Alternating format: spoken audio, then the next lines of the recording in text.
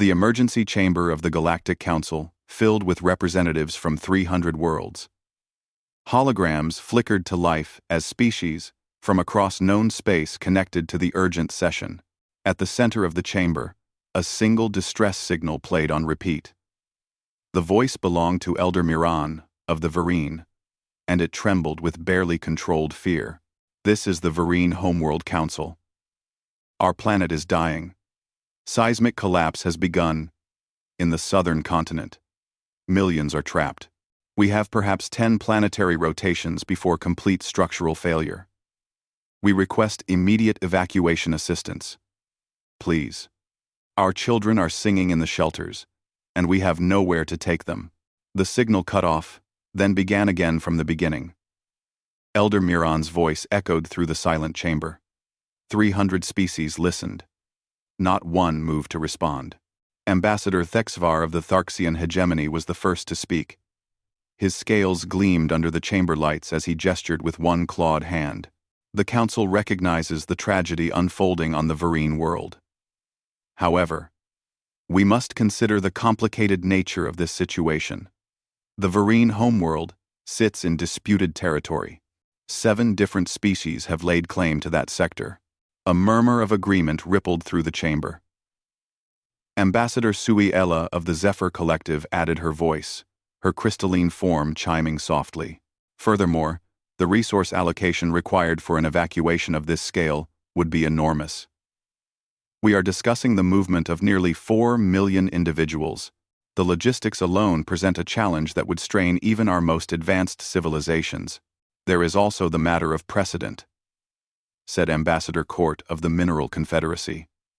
His rocky features remained impassive.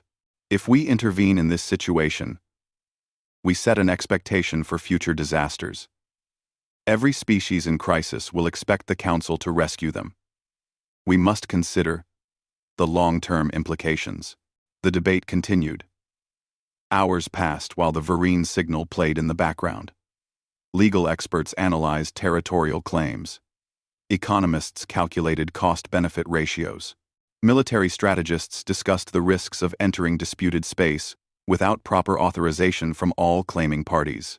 The discussion was thorough, measured, and entirely focused on everything except the people who were dying. On the Vereen homeworld, the ground continued to tear itself apart. In the city of Kiran, Mother Sala held her 3 cubs close, as another tremor shook their shelter. The younger 2, barely past their first molting, whimpered in fear. The oldest, a daughter named Vera, tried to be brave. She was only 6 cycles old. "Mama, when will the ships come?" Vera asked. "The Council always helps. Right? That's what you taught us."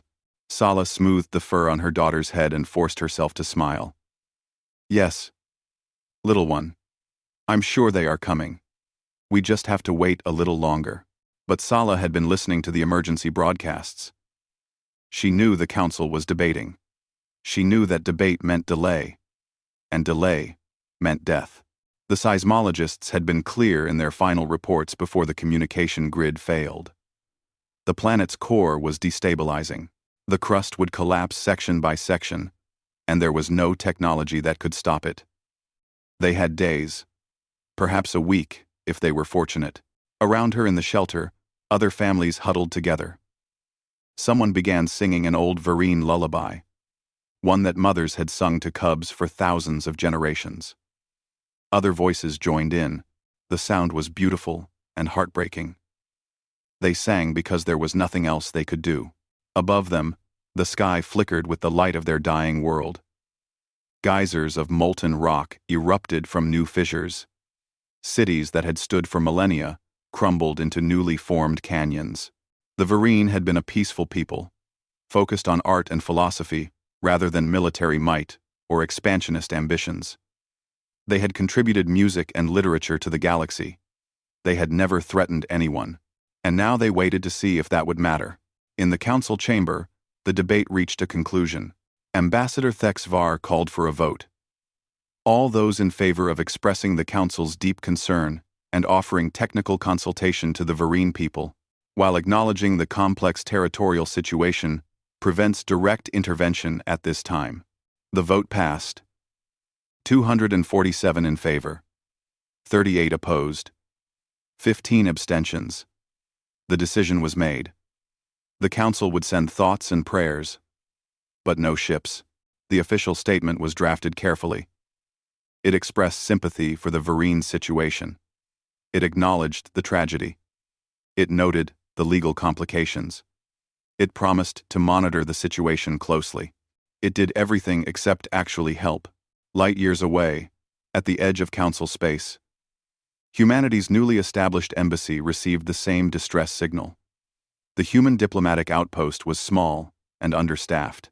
Humanity had only joined the galactic community 5 years earlier, and they were still learning the complicated rules and protocols that governed interstellar relations. Ambassador Jiwoo Chen sat at her desk, working through the mountain of regulations she needed to understand. The position of Earth's first galactic ambassador was supposed to be prestigious, but mostly it involved paperwork and trying not to offend anyone by accident. Humans were the newcomers, the primitives who had barely figured out faster than light travel. They were tolerated, but not taken seriously. Her assistant, Marcus Webb, knocked on her door. His face was pale. He played the Vereen distress signal. Chen listened to Elder Miran's voice, heard the fear barely held in check. She listened to the part about children singing in shelters. When the message ended, she sat in silence for a long moment. "What has the council decided?" she asked. Marcus pulled up the official response on his tablet. Chen read it, her expression growing harder with each word. "Deep concern," she muttered. "Technical consultation. They're going to let them die." "The briefing notes say the territorial dispute makes it complicated," Marcus offered quietly. "And the resource requirements are substantial." Chen stood up and walked to the window. Outside, she could see the lights of the diplomatic quarter, where hundreds of species maintained their embassies and conducted the careful dance of galactic politics. She had spent 5 years learning to navigate that dance, learning when to speak and when to stay silent, learning that humans were expected to observe and learn, not to act. "Get me Director Kim at Earth Command," she said. "Ambassador, if you're thinking what I think you're thinking, we don't have authorization to." Chen turned to face him. "Get me the director. Now." 10 minutes later, she was in a secure communication with Earth. Director Sarah Kim appeared on the screen, her expression concerned. "Ambassador Chen, your request for priority communication flagged several emergency protocols. What's happening?" And repeating why, Chen played the Vereen signal. She watched Director Kim's face as the woman listened. When it ended, Chen said simply, "The council has decided not to help. 4 million people are going to die because of territorial disputes and resource calculations." Director Kim was quiet for a moment. Then she asked, "What do you need?" "Every ship we can spare. Every transport, every colony vessel, every freighter that can make the journey. We need to start moving within the next 6 hours if we want to reach them in time." "Chen, you understand what you're asking? This will use resources Earth desperately needs. We have 3 colony initiatives that will have to be delayed. Our entire expansion program will be set back years. And, if the Council objects to us intervening in disputed space—" "I know what I'm asking," Chen interrupted. "And I know what it will cost. But I also know that right now, there are children singing in shelters because they're too scared to do anything else. I know that we have the ability to help, even if we're not the strongest, or the fastest, or the most advanced. We can do something. The question is, whether we will." Director Kim nodded slowly. "I'll take this to the Security Council, but I think I already know what they'll say. Humans have never been good at walking away when someone needs help. I'll start mobilizing the fleet. Chen, this is going to change everything, you know that?" "I know," Chen said. "But we'll deal with that later. Right now, we just need to move." She closed the communication and turned to Marcus. "Send a message to the Vereen homeworld. Tell them help is coming. Tell them to hold on." Marcus hesitated. Ambassador, we're not authorized to make that promise. Chen met his eyes. I just did. Send the message. Across human space, ships began preparing for departure. Colony transports designed to carry terraforming equipment had their cargo holds emptied. Passenger liners canceled their scheduled routes. Military vessels that had been patrolling Earth's expanding territory turned toward distant Vereen space. Captains asked few questions. The orders were simple. People needed help. Humans were going to answer. In the council chamber, monitoring systems picked up the sudden movement of human vessels. Analysts watched in confusion as humanity mobilized what appeared to be their entire available fleet. The trajectory calculations made no sense. The humans were heading toward Vereen space. Ambassador Thexvar was informed of the development. He studied the reports with growing disbelief. They cannot be serious. Their ships are barely capable of that journey. The energy requirements alone will cripple their economy. And they have no stake in this situation. Why would they? Our Kree. Why would they? His aide had no answer. Across the galaxy, 300 species watched and wondered the same thing. The humans were coming. No one understood why. The human fleet emerged from faster-than-light travel at the edge of Vereen space 3 days later. 47 ships of varying sizes and purposes, none of them designed for rescue operations. The flagship was the UESS Indomitable, a colony transport that had been scheduled to carry supplies to New Terra. Instead, Captain Maria Rodriguez stood on her bridge and stared at the dying world ahead. Status report, she ordered. Her first officer, Commander Park, read from his display. Long-range scans confirm the Vereen reports. Seismic activity is accelerating.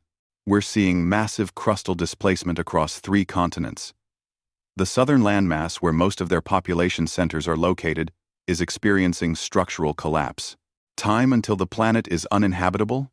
Best estimate is 4 to 6 days. Maybe less. Rodriguez nodded slowly. 4 million people.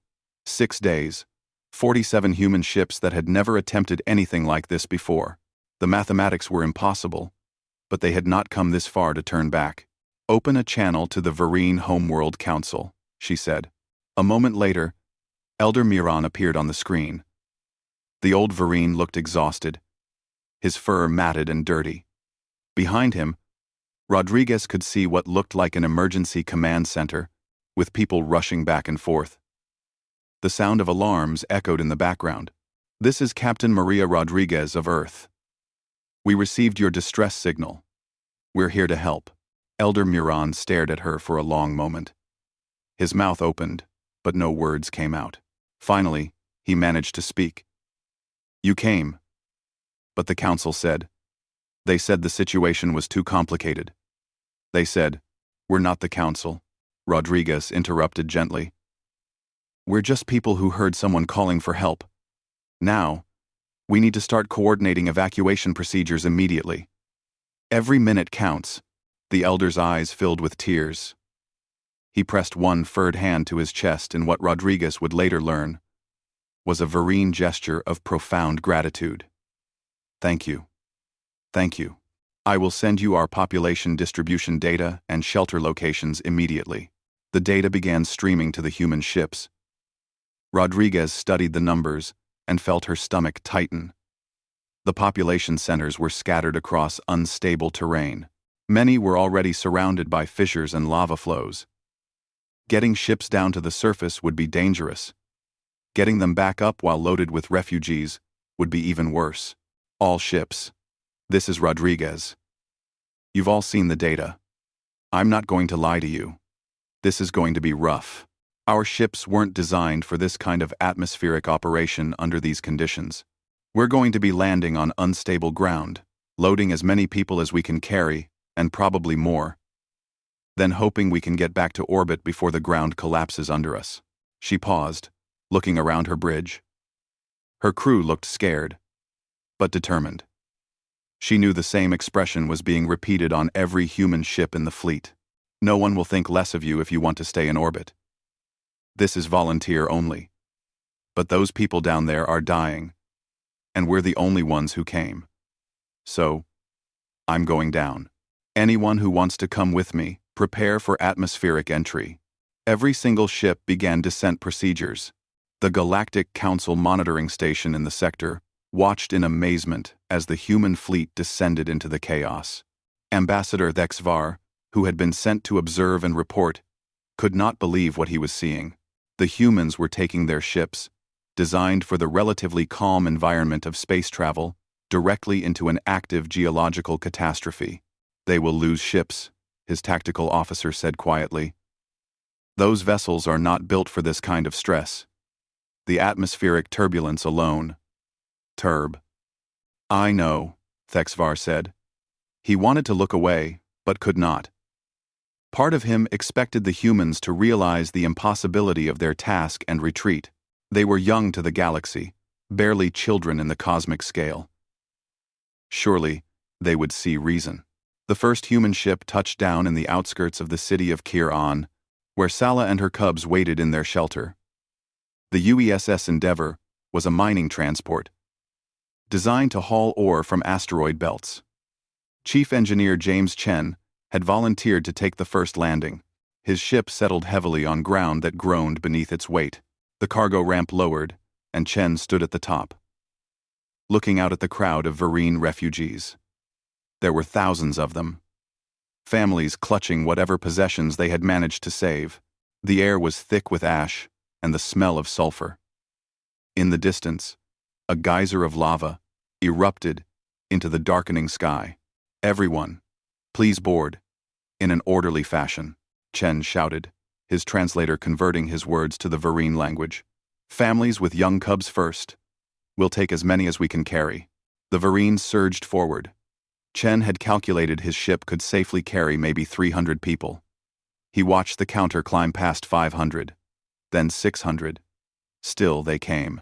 Parents carrying cubs, elders helping each other up the ramp, young Vereen supporting those too injured or weak to walk on their own. At 700, his first officer touched his arm. Sir, we're beyond safe capacity. The ship's structure. Keep loading, Chen said. We'll make it work. Mother Sala carried her 3 cubs up the ramp of the human ship. The human standing at the entrance was tall and strange-looking, with skin instead of fur and eyes that seemed too small. But his smile was kind, and when he saw her struggling with her cubs, he immediately crouched down. Hey there, little ones, he said gently. The translator made his words understandable, but his tone needed no translation. Are you scared? Vera, the oldest, nodded. The ground is breaking. Is your ship strong enough? The human's smile widened. This ship has hauled asteroids through radiation storms and survived encounters with space pirates. A little shaky ground isn't going to stop us. I'm James. What's your name? Vera, the cub said quietly. This is my mother, Sala, and my brothers, Ken and Mir. Well, Vera, Sala, Ken, and Mir, welcome aboard. Let's get you somewhere safe, okay? He led them into the cargo hold, which had been hastily outfitted with emergency seating. Humans were moving through the crowds, distributing water and basic supplies. Sala watched them work. These strange aliens who had come from across the galaxy to help people they had never met. Mama, why are the humans helping us when no one else did? Vera asked. Sala had no answer. She simply held her cubs close as the ship's engines began to rumble. The Endeavour lifted off with 943 refugees aboard. The ship groaned and shuddered under the weight. Warning alarms screamed on the bridge. Chen ignored them, focusing entirely on keeping his vessel in the air. The ground where they had landed collapsed into a sinkhole moments after they cleared it. Hull stress at 130%. His first officer reported, voice tight. Sir, if we lose structural integrity at this altitude, we won't, Chen said, though he was not sure he believed it. Reroute power from non-essential systems to structural reinforcement. And get me a course to the Indomitable. Oh, the ship limped into orbit. Chen finally allowed himself to breathe when they reached the safety of space.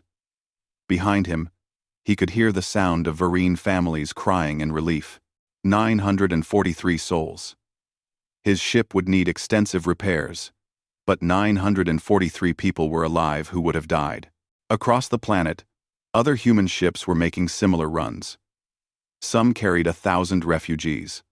Others managed 1,500. The numbers were staggering, impossible. But the humans kept flying. They modified their ships on the fly, stripping out equipment to make more room, reducing safety margins to dangerous levels. The UESS Promise, a passenger liner, made 3 trips before her captain reported critical engine damage. She had evacuated 4,000 people. The UESS Determination, a military transport, kept flying even after a landing gear failure that should have grounded her. Her crew jury-rigged a solution, using mining equipment from the Endeavour. Ambassador Thexvar watched from orbit as human ships rose from the dying planet, overloaded and damaged, but carrying precious cargo. He had expected the humans to make perhaps 1 or 2 runs before the danger became too great. Instead, they seemed determined to save everyone, no matter the cost. They are going to lose ships, his tactical officer said again.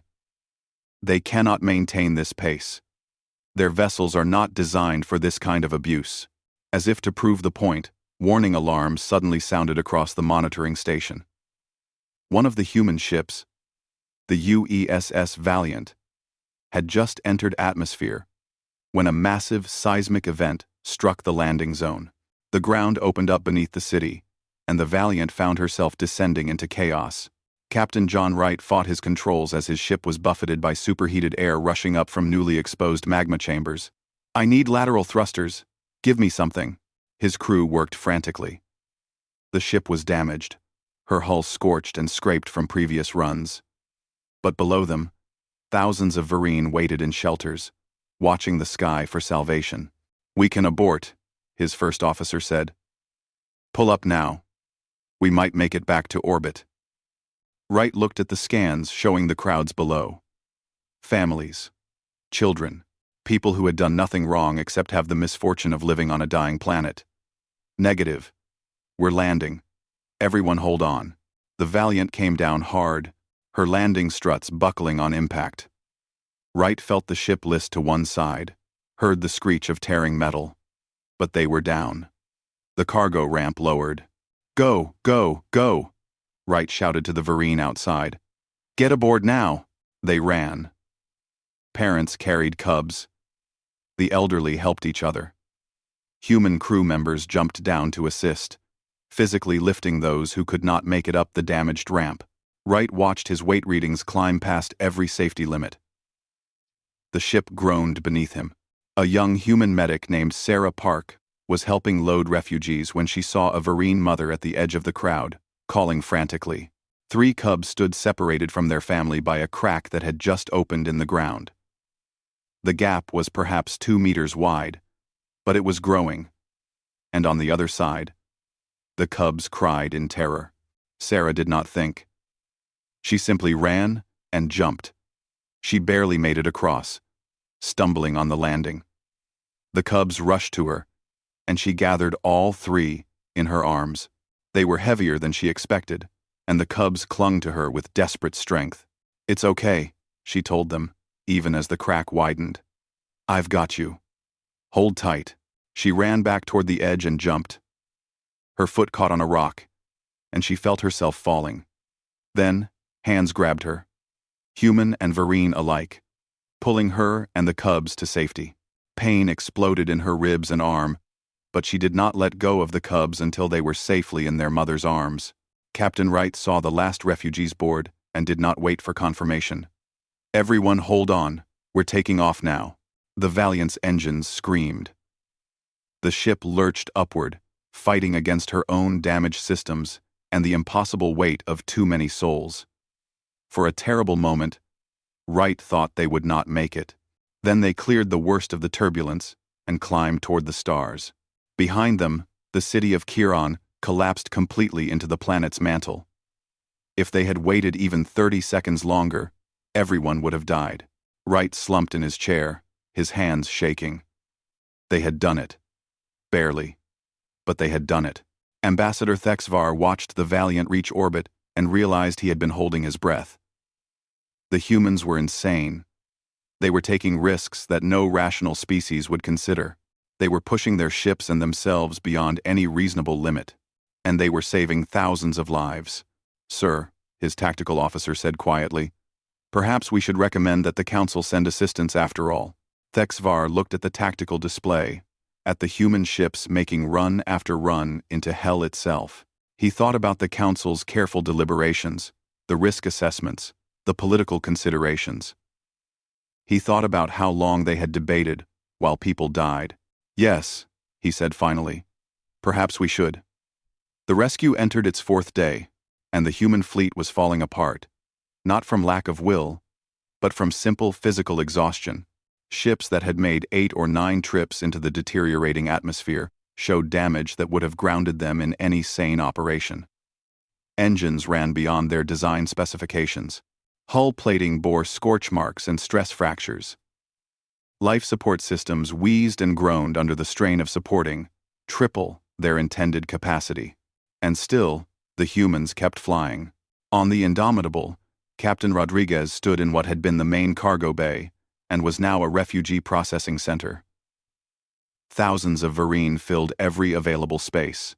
The ship smelled of too many bodies in too small a space, of fear sweat and unwashed fur.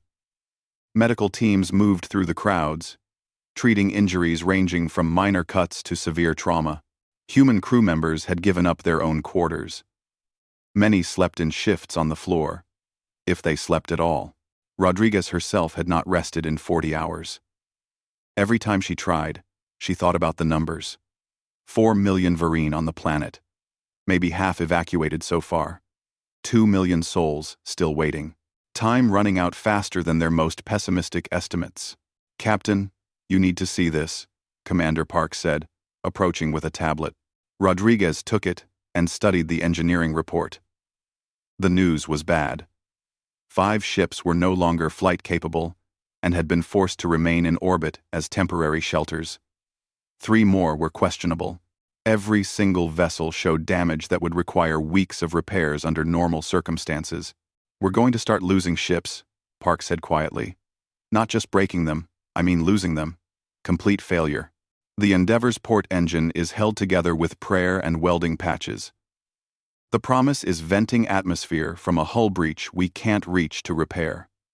And the Valiant, Achen, and Grayling Devers." "I know," Rodriguez interrupted. She had reviewed every damage report. She knew exactly how close they were to the edge. "But we're not done yet. How many people can we still move?" Park hesitated. "If we push the ships we have left, maybe another 1,000,000. But Captain, we'll lose vessels. Crews will die. And if we stop now, 1,000,000 Vereen die for certain," Rodriguez said. She looked out across the cargo bay, at the families huddled together.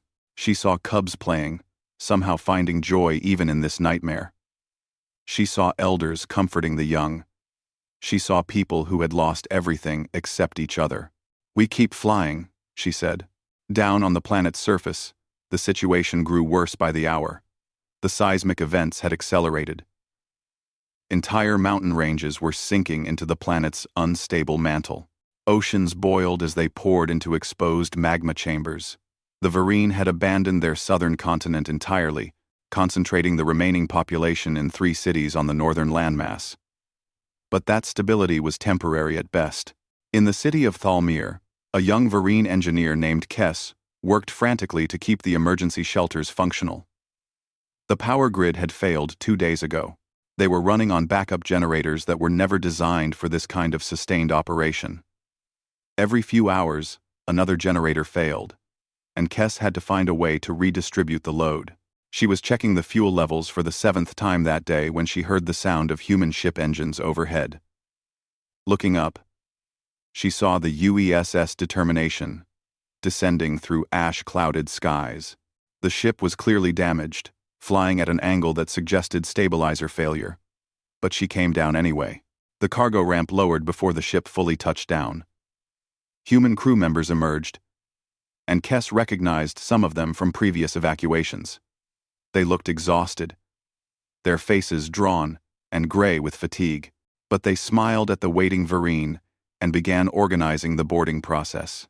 One of the humans, a woman with lieutenant insignia, approached Kess. "Are these all the people from this shelter?" One. Kess checked her roster. "No. We have another group in Shelter 7, about 3 kilometers east, but the route is blocked by a new fissure. We've been trying to find a way around. But, show me," the lieutenant said. Kess led her to the edge of the fissure. It was perhaps 50 meters across, glowing with heat from exposed magma far below.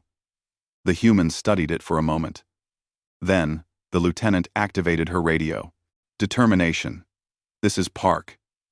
We have people cut off by a fissure. Can you get the ship over here?" "Negative," came the response. "We can't risk another takeoff and landing. The port landing strut is already compromised." The lieutenant was quiet for a moment. Then she looked at Kess. "How many people in shelter?" 7. 436, Kess said. "Mostly families with young cubs. They prioritized getting the cubs to the most secure shelter." The lieutenant nodded. "Okay. We'll get them." She called over several human crew members, and they began unloading equipment.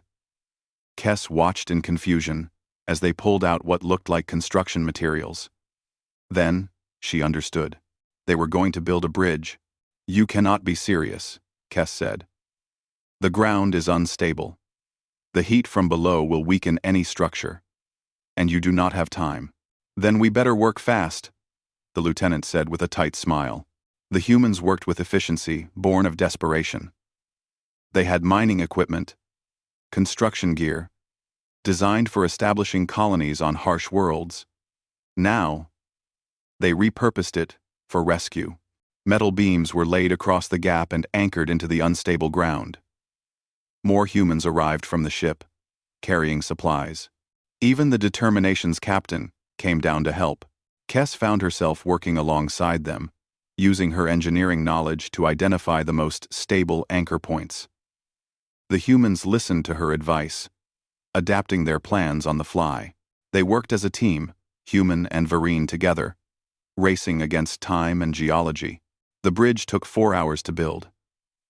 It was crude, barely wide enough for people to cross single file, and it swayed alarmingly in the superheated air rising from the fissure. But it was solid enough. The lieutenant tested it first, walking across while everyone held their breath. She made it to the other side. "Okay," she called back. "Start sending people across. Slow and steady. We'll guide them." The Vereen from Shelter 7 began crossing. Cubs held tightly to adult hands. The elderly moved carefully, step by careful step. Humans positioned themselves along the bridge, ready to steady anyone who stumbled. Kess stood at one end, counting people as they passed, praying the bridge would hold. They were halfway through the evacuation when disaster struck. A massive aftershock rolled through the ground. The fissure widened. One of the bridge anchors tore free, and the entire structure tilted at a dangerous angle. People screamed. Some fell to their knees, clinging to the beams. The human lieutenant was on the bridge when it happened. She grabbed a Vereen mother who had stumbled, keeping her from falling into the glowing chasm below. "Keep moving," she shouted. "Don't stop. Keep moving." More humans rushed onto the unstable bridge to help.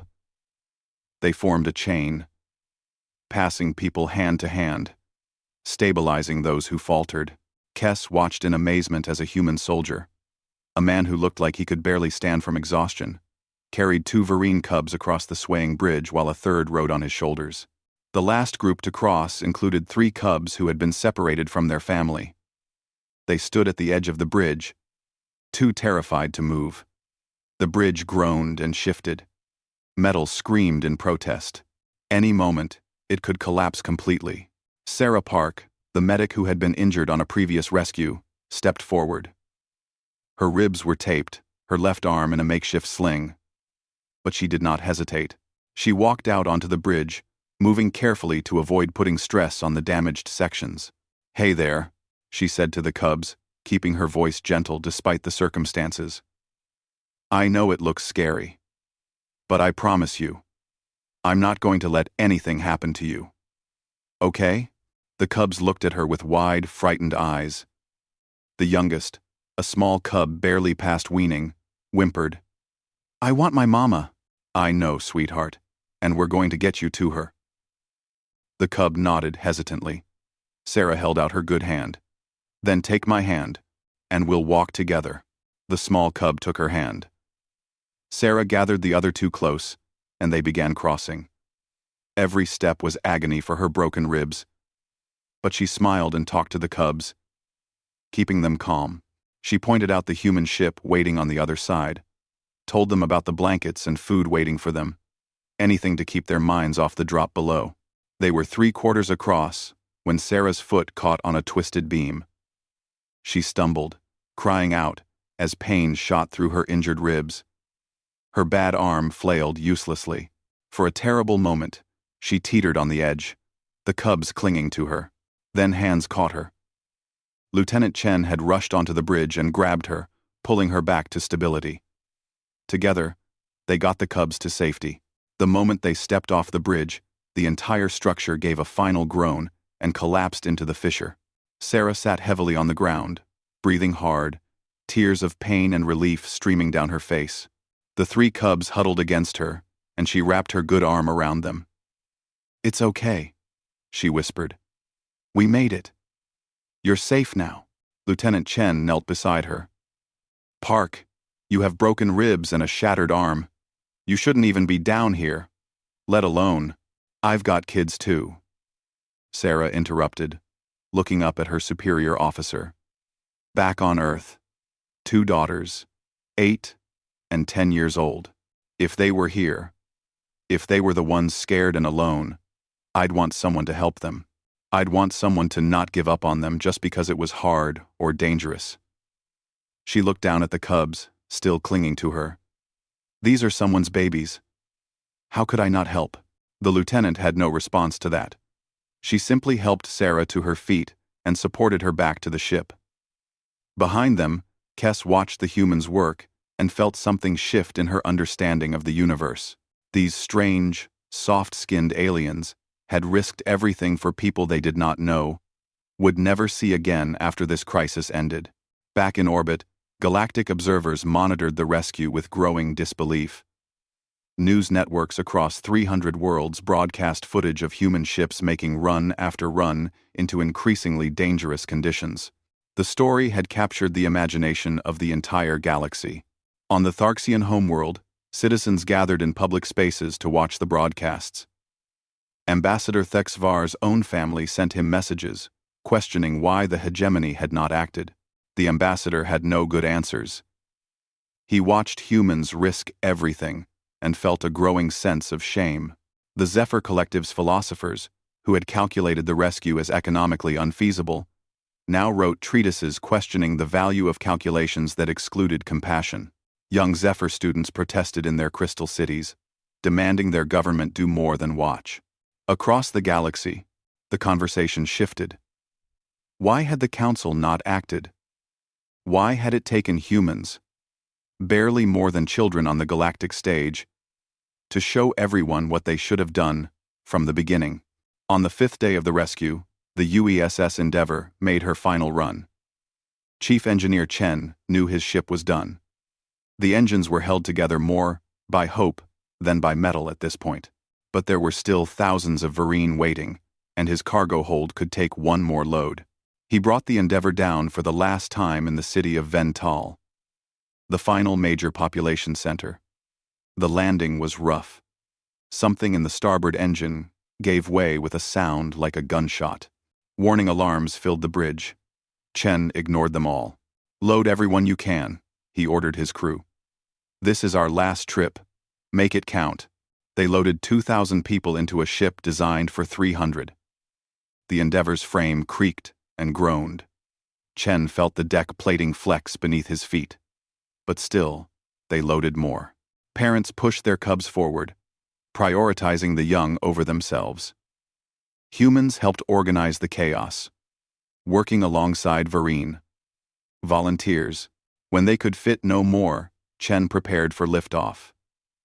His hands moved across controls he knew by heart. The engines ignited. The ship shuddered. Then, with a sound like the universe screaming, the Endeavour began to rise. They made it halfway to orbit before the starboard engine exploded. The ship lurched violently. Chen fought the controls, rerouting power, trying to compensate. The hull groaned under stress forces it was never designed to withstand. "We're not going to make it," his first officer said, voice tight with fear. Chen looked at the altimeter. They were close. So close. Above them, other human ships were moving into position. Indomitable. "This is Endeavour. We're in trouble. I need someone to catch us." Captain Rodriguez's voice came back immediately. "We see you, Chen.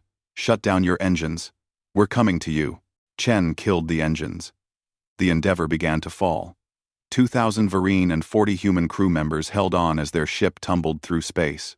Then the Indomitable was there, her tractor beams locking onto the dying vessel, slowing her descent, guiding her to a controlled docking. When Chen finally stepped off his ship, his legs nearly gave out. Rodriguez was there to steady him. "You did good, James. You did real good." "Apteg dace." Chen looked back at the Endeavour. His ship, his home for 5 years, was a wreck. She would never fly again. But 2,000 lives had been saved. He nodded slowly. "Yeah, we did okay." The rescue continued. Humans pushed themselves beyond exhaustion, beyond reason, beyond what anyone thought possible. And they kept saving lives. The Galactic Council convened an emergency session on the 6th day of the rescue operation. The chamber was fuller than it had been during the initial debate about the Vareen crisis. This time, every member species had sent their representatives. This time, no one wanted to miss what was happening. Ambassador Chen of Earth stood in the center of the chamber, wearing the same uniform she had worn for 6 days straight. She had not slept. She had barely eaten. Every spare moment had been spent coordinating rescue efforts, managing resource distribution, and dealing with the increasing number of messages from Council species who suddenly wanted to help. Ambassador Thexvar of the Tharxian hegemony spoke first. His usual confident bearing was subdued. "Ambassador Chen, the Council would like to understand the current status of the rescue operation. Your reports have been minimal." "That's because we've been busy saving lives instead of writing reports," Chen replied, her voice flat with exhaustion. "Current status. We have evacuated approximately 3.8 million Vareen. 400,000 remain on the planet. We have 21 ships still capable of atmospheric flight, though most are damaged. We will continue rescue operations until either everyone is saved or our ships can no longer fly." A murmur ran through the chamber. Ambassador Sueya, of the Zephyr Collective, spoke, her crystalline voice chiming softly. "Ambassador Chen, surely you must see that this effort has already exceeded any reasonable expectation. Your fleet is crippled. Your people are exhausted. The Council commends your efforts. But perhaps it is time to accept that, what?" Chen interrupted. "That 400,000 lives are acceptable losses? That we should abandon them because the math got hard? We understand your emotional attachment to this situation," Suella said carefully. "But there must be limits to what can be sacrificed for." "They're not things," Chen said, her voice rising. "They're not numbers on a balance sheet or points in a political debate. They're people. They're families. They're children who sang in shelters because they were too scared to do anything else." She looked around the chamber, meeting the eyes of representatives from hundreds of worlds. "We heard them singing. We heard them asking why no one was coming. And we couldn't live with ourselves if we didn't try. And how many of your own people have died for this attempt?" demanded Ambassador Court of the Mineral Confederacy. Your casualty reports show. I know what our casualty reports show, Chen said quietly. I signed every single one. 2,143 humans have died in this operation. Ship failures, accidents, exposure to toxic atmosphere. I know their names. I know which ships they served on. I know which ones had families waiting for them back home. The chamber fell silent. The number was staggering. For a young species like humanity, still establishing themselves among the stars, those losses represented a significant portion of their space-capable personnel. Chen continued, her voice steady despite the emotion behind it. Those people knew the risks. Every single one volunteered. And you know what they said when I gave them the chance to stay behind, to stay safe? They said the same thing. They said they had to try. They said they couldn't live with themselves if they didn't. She paused. Maybe that makes us foolish by galactic standards. Maybe we're supposed to be more evolved, more logical, more willing to accept that some people just can't be saved. But we're not. We're human. And when someone calls for help, we answer. Ambassador Thexvar stood slowly. Ambassador Chen, the hegemony wishes to offer assistance. We have ships that could reach the Vereen homeworld within. Now? Chen interrupted, her eyes flashing. You want to help now? Where were you 6 days ago? Where were any of you when the distress call first came in? She gestured around the chamber. 300 species in this council, and not one of you moved. You debated. You calculated. You considered the political implications. And while you did, people died. The situation was complicated, Thexvar said, but his voice lacked conviction. It really wasn't, Chen replied. People needed help. You could have helped. You chose not to. It's that simple. She took a breath, steadying herself. If you want to help now, we'll take it. We need every ship we can get. But don't pretend this was anything other than what it was. You abandoned them. We're just the ones who were too stupid or too stubborn to do the same. The silence in the chamber was absolute. Chen stood there, swaying slightly from exhaustion, and waited for someone to respond. Finally, Ambassador Suiella spoke, her voice softer than before. You are correct, Ambassador Chen. We failed. We failed the Vereen people. And we failed the principles this council was supposedly founded upon. The Zephyr Collective offers its full support for the remaining rescue efforts. We will dispatch vessels immediately. Other voices joined in. The Tharxian hegemony would send ships.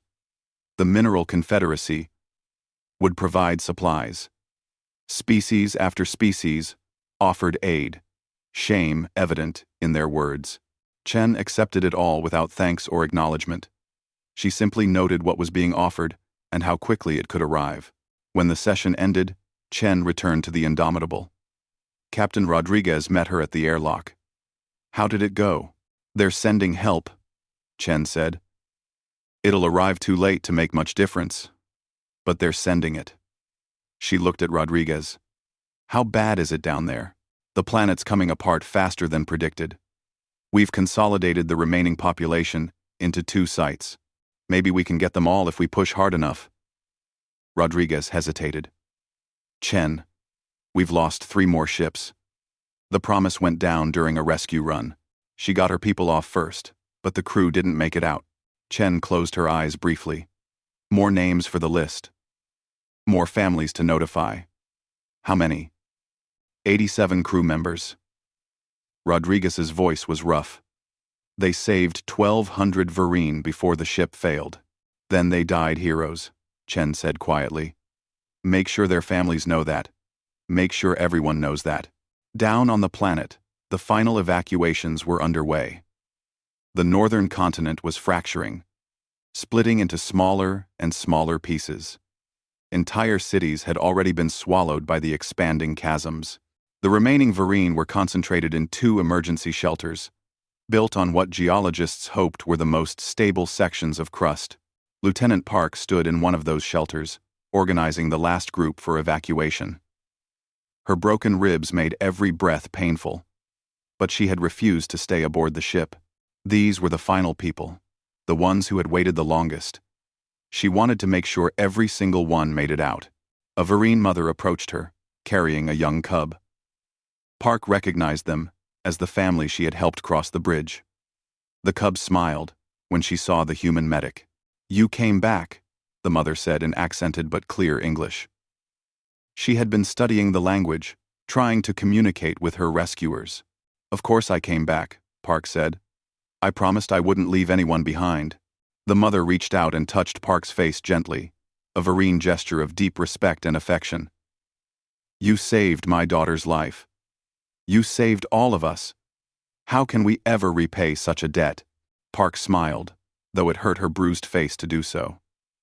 "You don't owe us anything. Just live. Live good lives. Be happy. That's all the payment we need." The shelter shook as another massive tremor rolled through the ground. Alarms blared. Outside, Park could see the sky glowing red as new volcanic eruptions painted the horizon. They were running out of time. "Everyone to the ships," she called out. "Move quickly but carefully. We're getting everyone out. But we need to move now." The Vereen streamed toward the waiting human vessels. Every ship that could still fly was there, even those that probably should not have been. The UESS Valiant, her hull patched with welded plates, accepted refugees despite warnings that her life support might fail.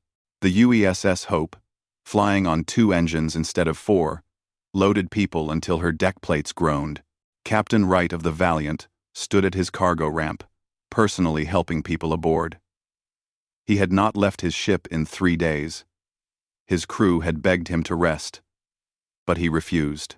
Every trip might be the last one. Every person mattered. A young Vereen male approached him hesitantly. The young Vereen's fur was singed, and he limped from an injury. "Captain Wright, I am 10. I wanted to thank you for..." A massive explosion cut him off. The ground beneath them erupted as a magma chamber breached the surface. A wave of superheated air and debris rushed toward the shelter. Wright did not think. He grabbed 10 and several other Vereen, shoving them up the ramp. "Everyone inside! Now!" he bellowed. His crew rushed to help, pulling people aboard. Wright stayed at the ramp, making sure everyone made it. A piece of debris struck him in the shoulder, spinning him around. He caught himself on the ramp and kept pulling people aboard. The wave of heat and destruction was seconds away. Wright could feel it on his skin, smell the sulfur and burning rock. The last refugee stumbled up the ramp. Wright slammed the control, and the ramp began to rise. He threw himself inside as the door sealed. "Go!" he shouted to his bridge. "Get us in the air!" The Valiant lurched upward. Her engines screamed in protest. Outside, the shelter disappeared into a newly formed crater. If they had waited even 10 seconds longer, everyone would have died. Wright slumped against the wall, breathing hard. His shoulder throbbed where the debris had hit him. Looking around the cargo hold, he saw Vereen families huddled together, alive because his crew had refused to give up. Worth it, he thought. Every bit of it worth it. Above the planet, Ambassador Thexvar watched the final rescue ships climb to safety. His monitoring station tracked each vessel, noted their damage, calculated their chances. The numbers were terrible. So many ships crippled, so many lives lost, and yet the humans kept going. "The last shelter has been evacuated," his tactical officer reported. "All remaining Vereen are either aboard human vessels or in orbit." Thexvar felt something he had not expected to feel. Relief. They had done it. Somehow, impossibly, the humans had saved them all. 4 million souls rescued from certain death by a fleet that should never have been able to accomplish even a fraction of that task. "Sir, we're receiving a general broadcast from the Vereen homeworld," his communications officer said. "It's Elder Miran. And, the transmission appeared on the main screen. Elder Miran stood in what looked like a ship's cargo bay, surrounded by his people. His fur was dirty and matted, his robes torn, but his eyes shone with tears of gratitude. To the humans who answered our call, he began, his voice thick with emotion. You came when no one else would. You risked everything for people you had never met. You lost ships and crew members to save us. There are no words in our language sufficient to express what we feel. You are not just our rescuers. You are the finest example of what we all should aspire to be. He paused, composing himself. We will tell our cubs about this day. We will tell them about the humans who heard us singing in the dark and came running. We will tell them about Captain Rodriguez and her fleet, about Lieutenant Park and her courage, about every human who gave everything so that we might live. Your names will be remembered for as long as our species exists. You saved us. You saved all of us. The transmission ended.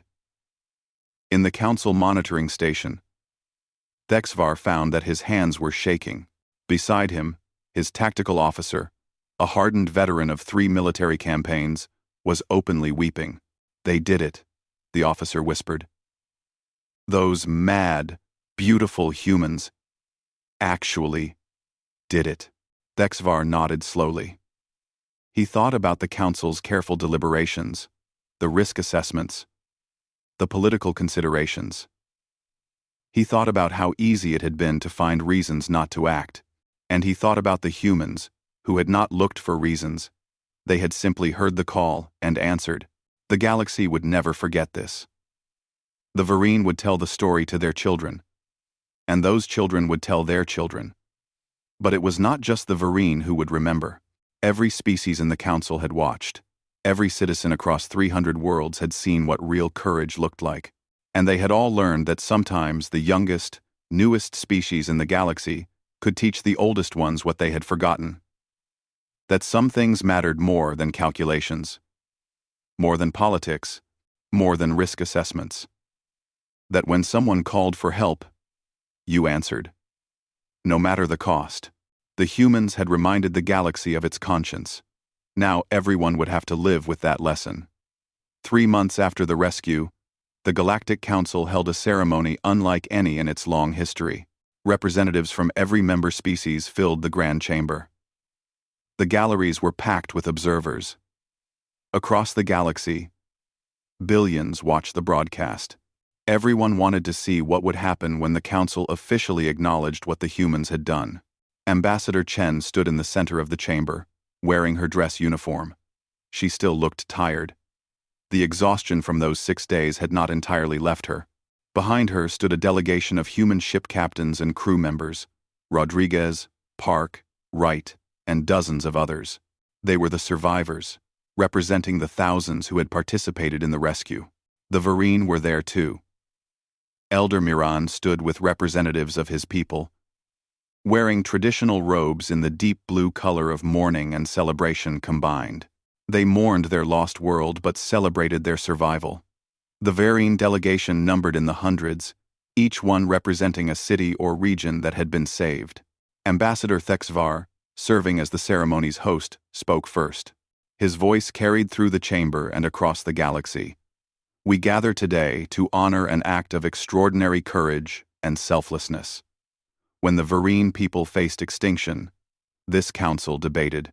We considered the political complications, the resource requirements, the risks. We found many reasons to do nothing. He paused, letting the shame of those words settle over the chamber. Humanity, the youngest species in this council, did not debate. They did not calculate. They heard people crying for help, and they came.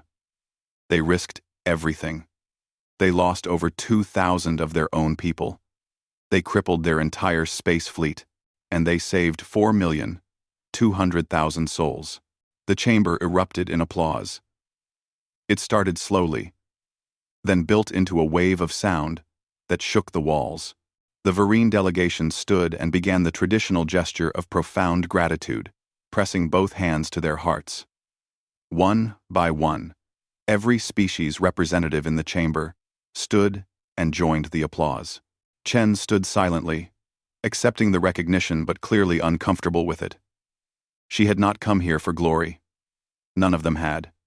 When the applause finally died down, Thexvar continued, A. The Council has voted unanimously to award humanity the Star of Galactic Service, the highest civilian honor we can bestow. This is only the third time in Council history that this award has been given. Ambassador Chen, would you accept this on behalf of your people? Chen stepped forward. An attendant brought forth a crystal star, glowing with inner light. It was beautiful, ancient, and represented the highest ideals of the galactic community. Thexvar placed it in her hands with a bow of deep respect. I accept this honor, Chen said, her voice steady. But I accept it for the people who earned it. For the crew of the Promise, who died saving 1,200 Vereen. For Chief Engineer James Chen of the Endeavor, who flew his ship to pieces and saved thousands.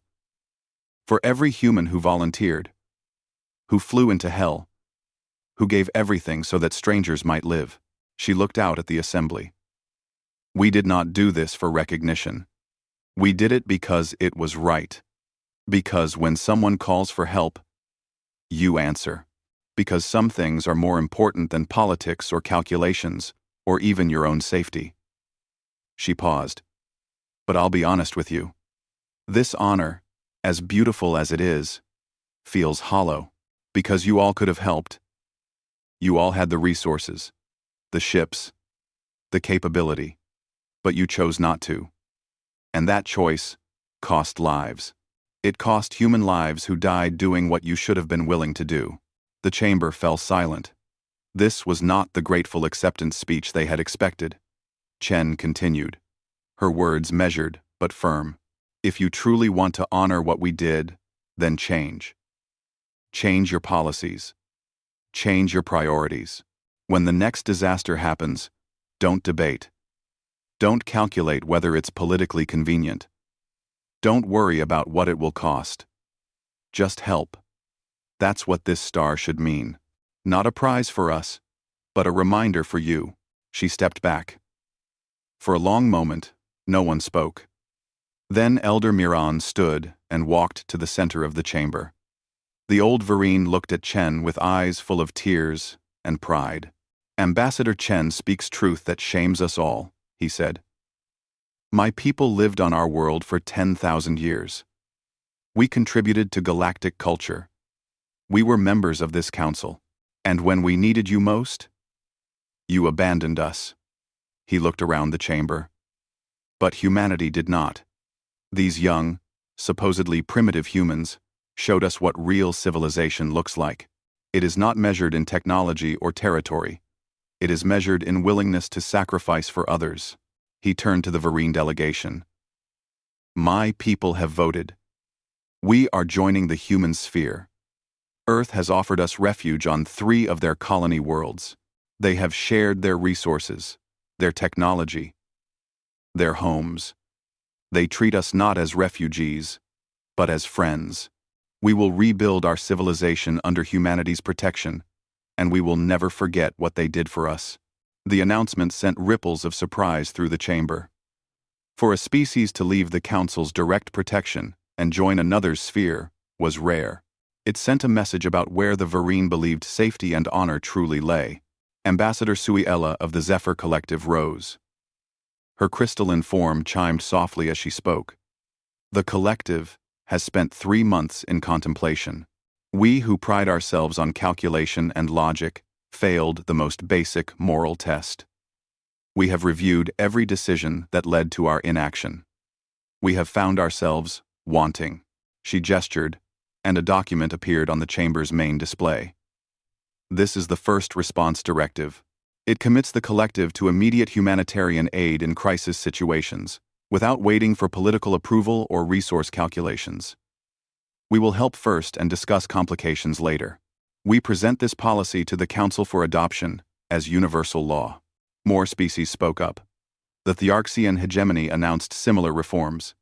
The Mineral Confederacy pledged resources for an emergency response fleet. One by one, The species that had voted to do nothing 3 months ago now competed to show they had learned from humanity's example. But Chen watched it all with tired eyes.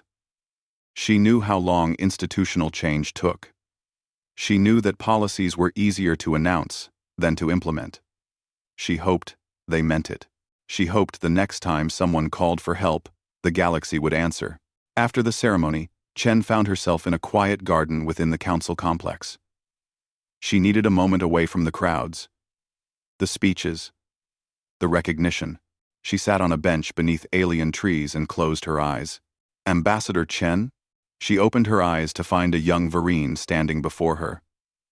It was Vera, the cub she had met on that first day. The little one she had seen scared and uncertain in the shelters.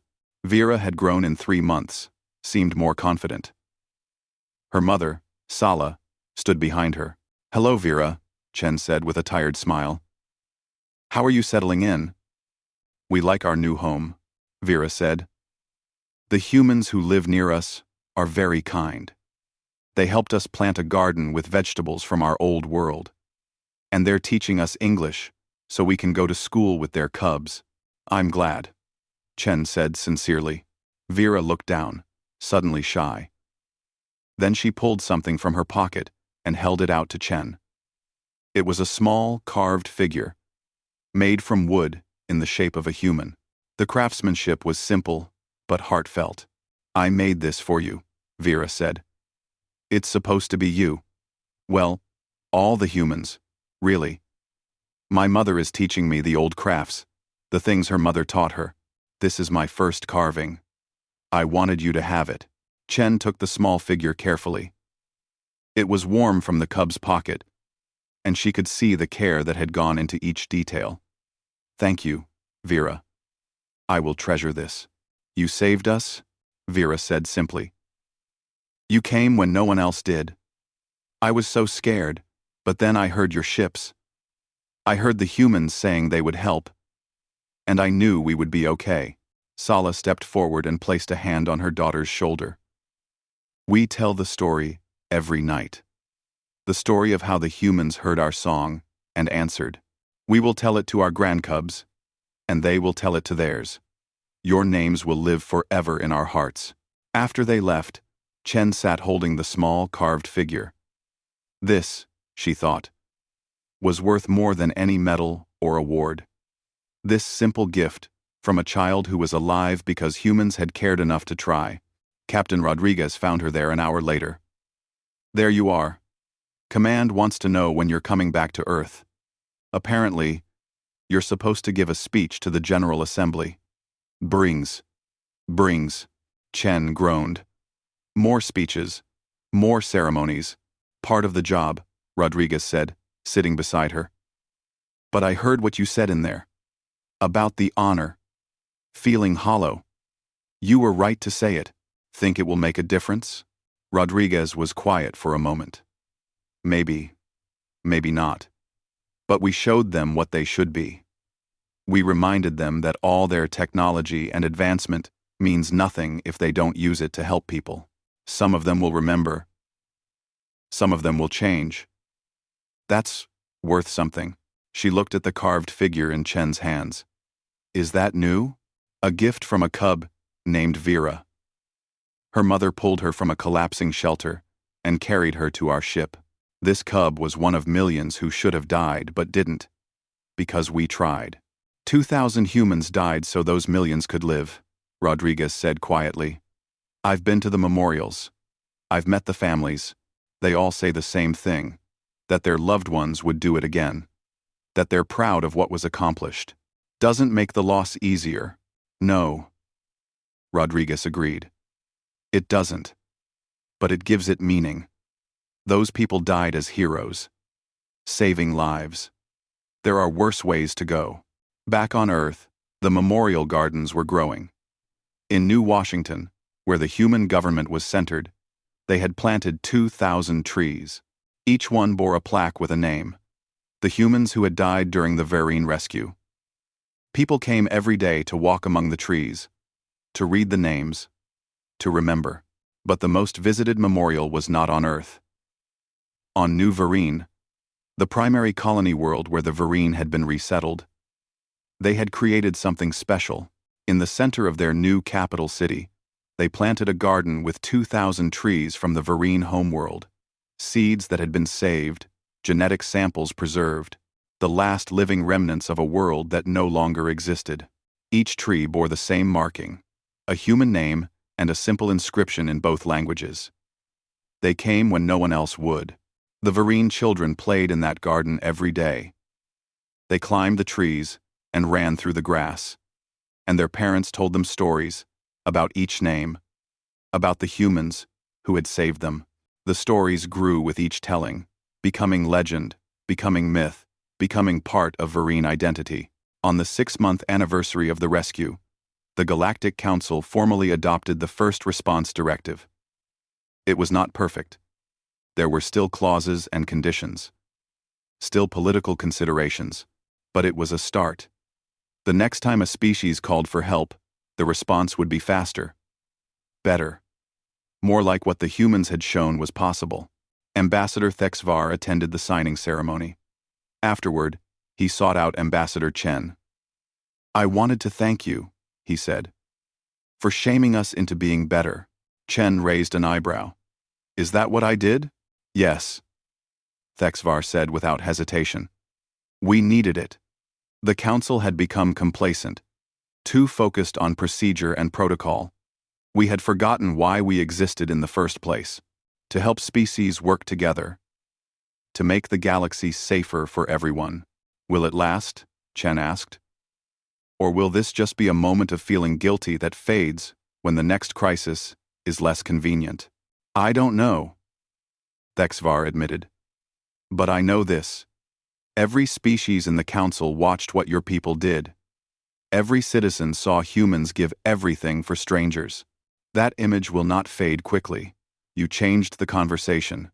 You changed what people expect from their leaders." He paused, then added quietly, "You changed me.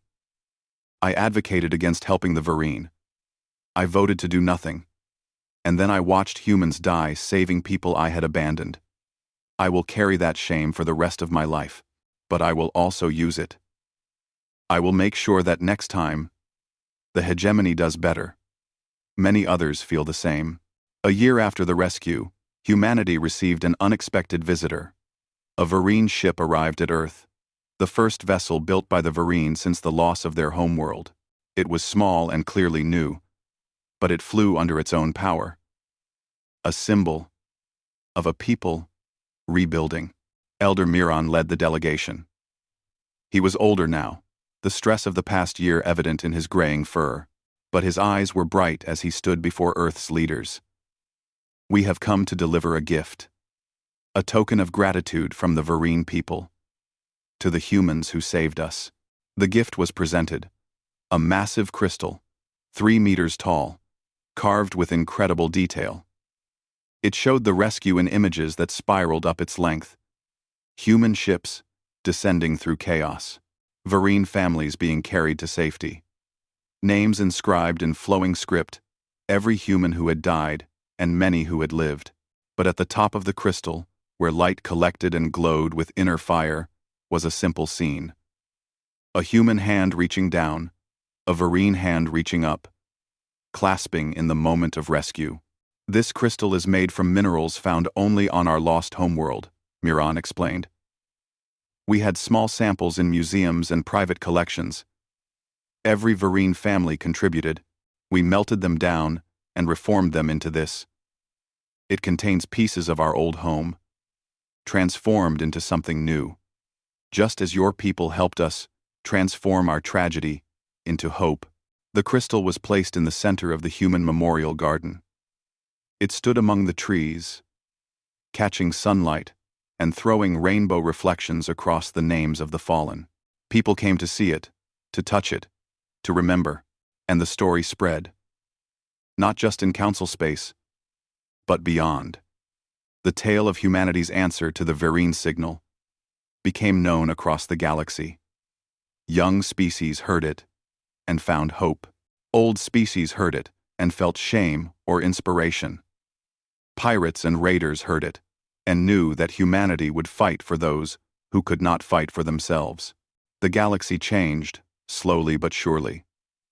The first response directive was activated 7 times in the first year. Each time, ships arrived faster than before. Each time, the response was better coordinated. Each time, lives were saved that might have been lost. And each time, the responders knew they were measured against the standard humanity had set. Some met it, some fell short, but everyone tried. 10 years later, Ambassador Chen retired from diplomatic service. She was older, grayer, but still had the same sharp eyes and firm voice. At her retirement ceremony, Elder Miran attended. He was ancient now, nearing the end of his lifespan. But he insisted on making the journey. "You changed the galaxy," he told her. "Not just by saving us, but by showing everyone what they could be. What they should be." Chen smiled. "We just did what felt right. The rest of you did the work of actually changing." "Because you showed us how," Miran insisted. He pressed both hands to his heart.